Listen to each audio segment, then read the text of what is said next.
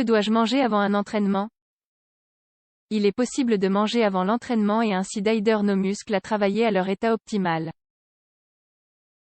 Il est important de choisir les glucides et les protéines adéquats.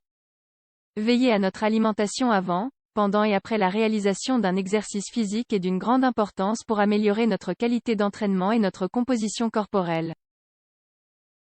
Par conséquent, si vous faites de l'exercice, nous allons vous expliquer ce que vous devez manger avant de vous entraîner.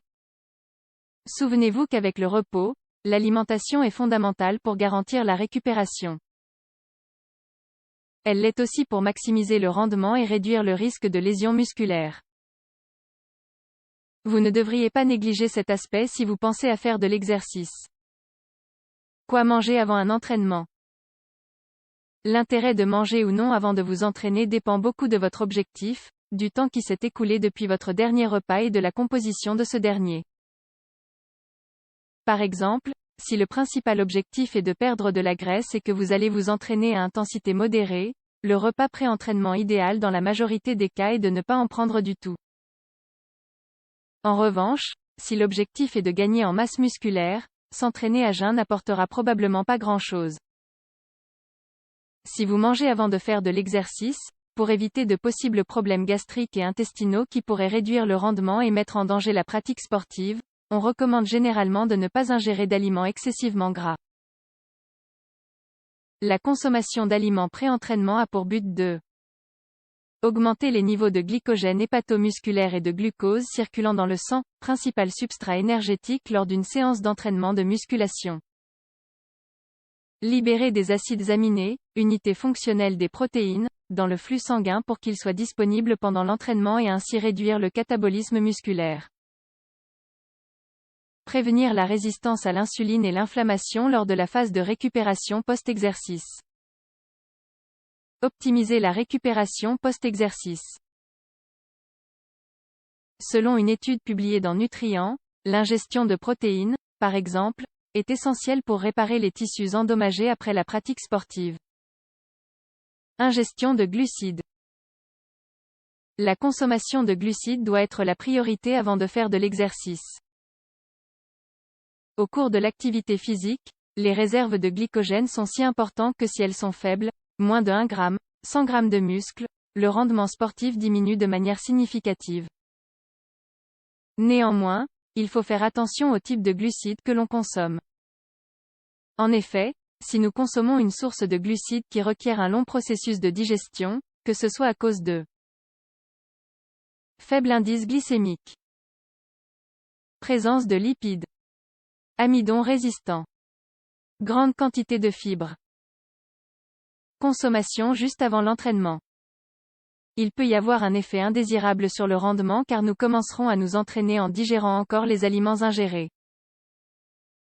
Ils ne serviront donc pas de source énergétique pour l'entraînement. C'est pour cela que la source de glucides la plus recommandée peut être celle des disaccharides ou des polysaccharides prédigérés, hydrolysés. Par exemple, nous pouvons couvrir les besoins de cette ingestion à travers la consommation de 20 à 30 g de glucides, comme une banane ou la farine d'une céréale hydrolysée, maltodextrine de riz, maïs ou pommes de terre. Si nous consommons de grandes quantités de glucides au fil de la journée, les besoins diminuent. En revanche, s'il y a une restriction énergétique, cette ingestion sera encore plus importante. Selon une étude publiée dans Nutrient, il est possible d'apporter des glucides au cours de la pratique sportive à travers la consommation de boissons. Ceci facilite la récupération du glycogène perdu et réduit le besoin de consommer d'énormes quantités de glucides. Manger des protéines avant l'entraînement. La consommation de protéines pré-entraînement a pour but de libérer des acides aminés dans le flux sanguin. Le but est d'augmenter la synthèse de protéines musculaires et d'éviter toute dégradation.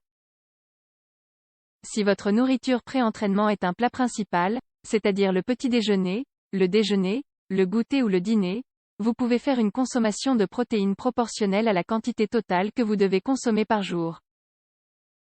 Par exemple, si vous ingérez 100 g de protéines par jour, répartis entre ces 4 repas, cela reviendrait à 25 g de protéines. Si vous voulez faire un repas spécial pré-entraînement, on peut introduire environ 30 g de protéines.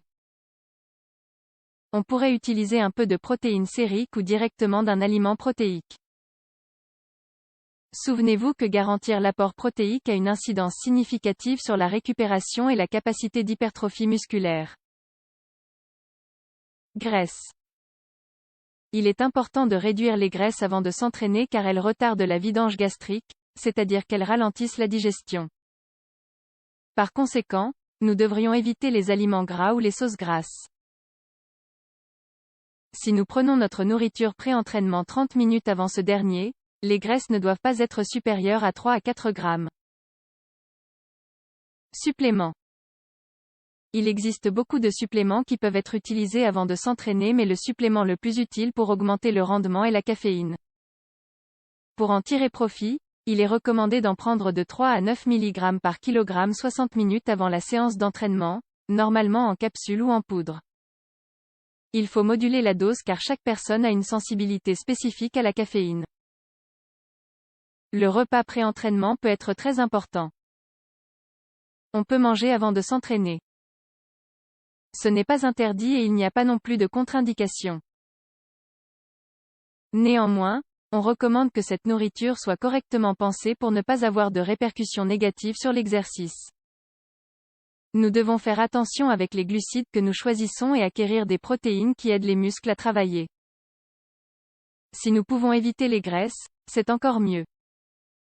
Et si nous voulons choisir un supplément pré-entraînement, alors la caféine est recommandée.